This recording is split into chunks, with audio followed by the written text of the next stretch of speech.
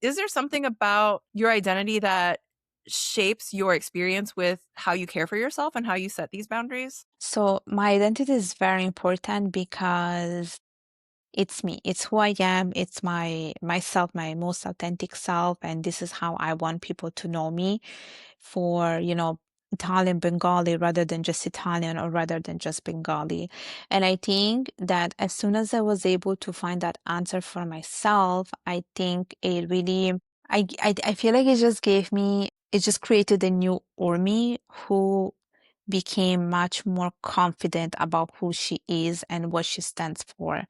And so for me, I feel like it was at that moment when I finally learned about my cultural identity that I was able to shift and finally go after the things I wanted to do. But I think I really had to take time to learn myself first.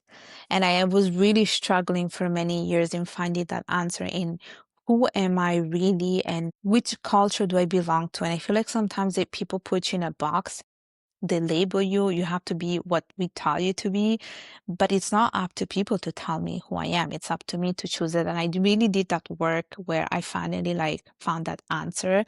But my answer was always like around me.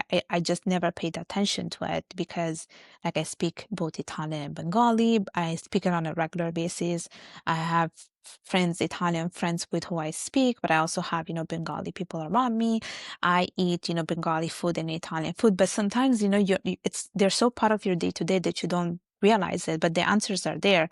And it was when I started to think about how much time I give to each of the culture, the conclusion was I give 50 and 50. So why do I have to choose? I can be both.